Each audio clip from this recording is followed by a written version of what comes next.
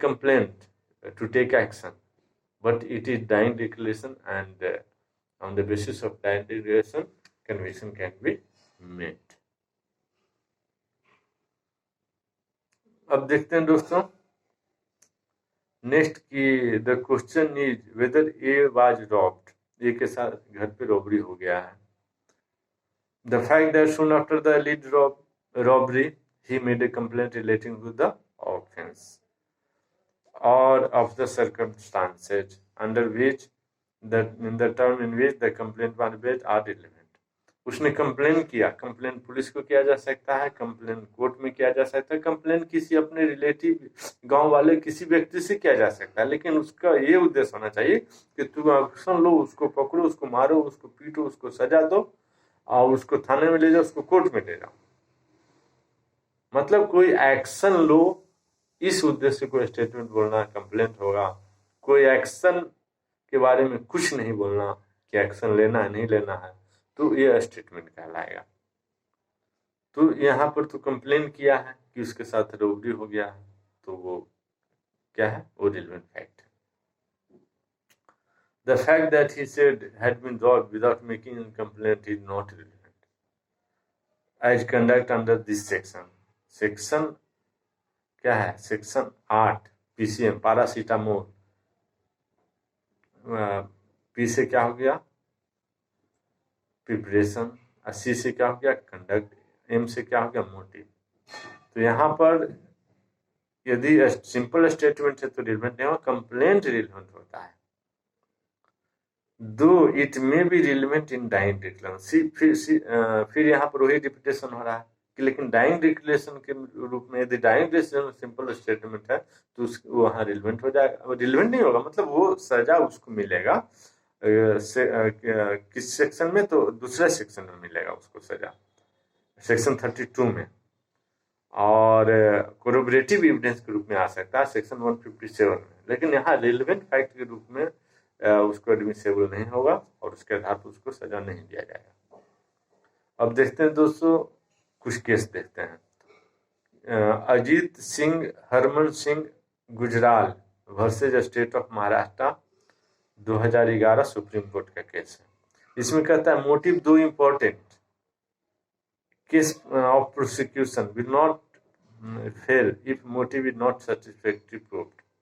Motive important तो है, लेकिन मोटिव यदि प्रूव नहीं हो पाया तो क्या उसके बिना सजा नहीं दिया जा सकता है.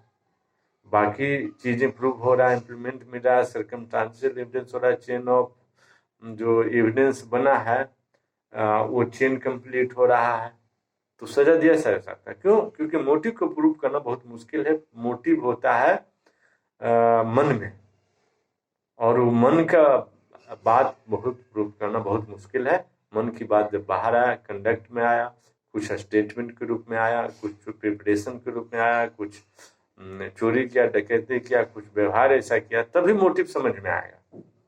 तो मोटिव को ऑलवेज प्रूव करना जरूरी नहीं है. ये सुप्रीम कोर्ट ने बोला Ajit Singh Harman Singh Gujral versus state of Maharashtra 2011 के केस में. नेक्स्ट केस है दोस्तों Balram Prasad Agarwal versus state of Bihar Supreme Court 1997 में. इसमें कहा hearing evidence admissible if some clarify the conduct of witness. बोला कि हियरिंग एविडेंस है तो एडमिसेबल होगा. क्यों? क्योंकि विटनेस का आप देखा नहीं, रूम बंद है और रोने की आवाज आ रही है, लड़ाई की आवाज आ रही, उसके बाद पता चला बंदूक की आवाज आई, उसके बाद पता चला कि एक बंदा वहां बंदूक लेकर भागा, अंदर में घुसा तो देखा कि एक का मर्डर हो चुका है बंदूक की गोली लग करके. तो सिर्फ कान से सुना वो बात रिलेवेंट फैक्ट है, यहाँ ये बातें बोला जा रहा है और वो एडमिसेबल है और वो के आधार पे आपको सजा दिया जा सकता है. तो hearing evidence is admissible Supreme Court ने बोला Balram Prasad Agarwal versus state of Bihar 1997 में. दूसरा केस है दोस्तों in fact third case Murari Lal Jivram Sharma versus state of Maharashtra year 1997 का केस. इसमें कहता है when the witnesses of when the evidence of eyewitness is found to be true and reliable, the motive occupies secondary role. Motive proof हो या नहीं उसका कोई बात नहीं, सेकेंडरी रोल है, लेकिन आई विटनेस का जो एविडेंस है, स्टेटमेंट है, यदि ट्रू है, रिलेबल है, तो इसके आधार पर कन्विक्शन किया जा सकता है। उसके बाद एक और केस है दोस्तों, Yunis versus state of MP 2005 supreme court का केस है। इसमें कहता है when ocular evidence is very clear unconvincing, failure to prove motive for crime is of no consequences. Motive यहाँ कंसिक्वेंसेस नहीं है, मोटिव कोई इफेक्ट नहीं डालेगा यदि आंख से देखा हुआ कोई चीज क्लियर है और कन्विंसिंग है, उस पर भी रिलेबल है और ट्रू प्रूफ हो जाता है कोर्ट में, तो उसके आधार पर आप सजा दे सकते हैं। और हम कल देखेंगे दोस्तों, इनफैक्ट शाम में, इवनिंग में एक और वीडियो बनाऊंगा, तो कि फैक्ट नेसेसरी टू एक्सप्लेन और इंट्रोड्यूस रिलेवेंट फैक्ट, सेक्शन 9 देखेंगे। सेक्शन 9 में हम देखेंगे कि 9 फैक्ट होते हैं जो कि रिलेवेंट होते हैं।